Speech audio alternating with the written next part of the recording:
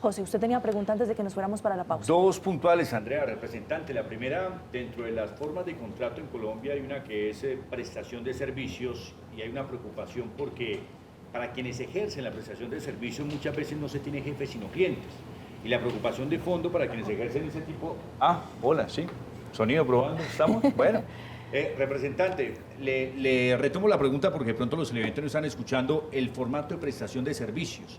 ¿Qué tan perjudicial puede ser para las personas que tienen contratos de prestación de servicio con 2 o 3 empresas, por decirlo así, y que esta reforma no vaya implícitamente a quitarte 2 de los contratos para que te toque solamente uno a término indefinido? Entre otras cosas porque la ponente tuvo dificultades para reconocer diferencias entre contrato definido y prestación de servicios. Que son totalmente. Y la segunda tiene que ver con el tema de los bares. Si el asunto de las propinas, que últimamente ha sido muy polémico, que porque, bueno, que tienen su salario, no tienen su salario, que es una forma adicional, se trabajó en el tema de la reforma laboral.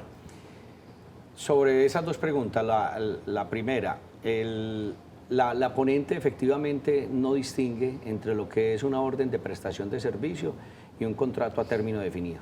En su explicación ella decía es que el contrato a término fijo, inferior a 1 año, lo que hace es enmascarar las obligaciones que tiene el empleador. Y pareciera más bien entonces que se estuviera refiriendo al de prestación de servicio, porque el contrato a término definido, inferior a 1 año, tiene las obligaciones que debe cubrir la seguridad social y debe cubrir la pensión y debe cubrir absolutamente todo.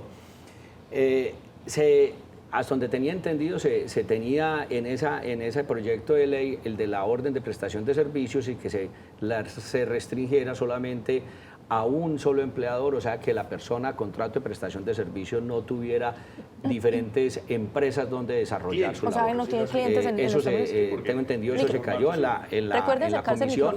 En la comisión se cayó porque pues es ilógico. Es ilógico que a un profesional se le diga usted tiene que trabajar. Vuelvo y repito, porque es que como la norma general que ellos pretenden es que sea contratos a términos indefinidos para buscar la estabilidad laboral de las personas, no se dan cuenta que el mundo ha cambiado, que no es el mismo de los años 50 y que hoy usted se puede desarrollar inclusive desde su casa en 2 o 3 o 4 contratos diferentes con 3, con 4 empresas diferentes. Y también estaban los sino trabajar mejor. Y también están los que tienen contrato de 4 meses, quedan sin contrato 2 meses, 4 meses, 2 meses sin contrato.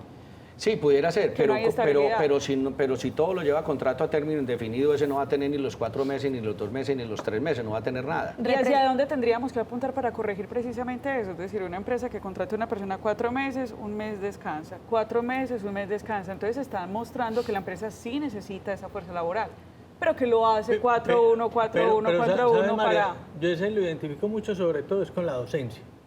Pero no solamente con la docencia. La docencia universitaria es uno de ellos, por ejemplo, ¿cierto?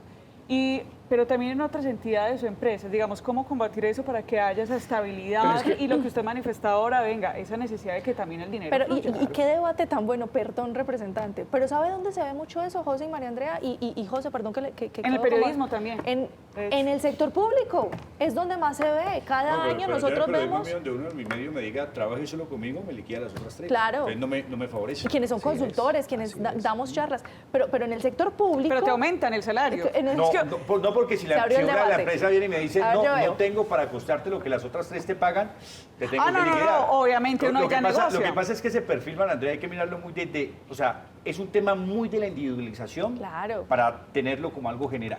O sea, eso depende también mucho del profesional, ¿sí me hago entender? O sea, usted no puede meter a todos los profesionales en una misma bolsa porque el tema de la justicia es diferente al tema de la equidad. Equidad es la misma regla para todos, pero no todos trabajamos lo mismo y no todos trabajamos iguales. ¿Sí me hago entender? Entonces, ahí es donde usted me dice, sí, te va a pagar lo que te pagan las otras 2 compañías, pero si la empresa, una de las 4 me dice, no, solamente te puedo dar tanto, yo pierdo las otras 3 fuentes, ¿sí me hago entender?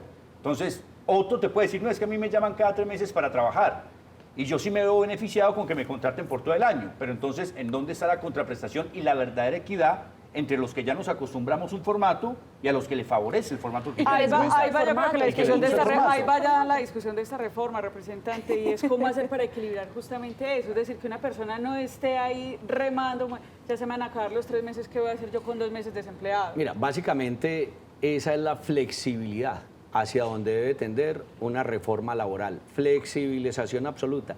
Donde menos intervención haya de un Estado, más rica va a ser esa economía, porque es que cuando un Estado interviene tanto la economía, lo que hace es crear restricciones, y cuando se crean esas restricciones viene también todo el tema que tiene que ver con la corrupción. ¿Quién los protege?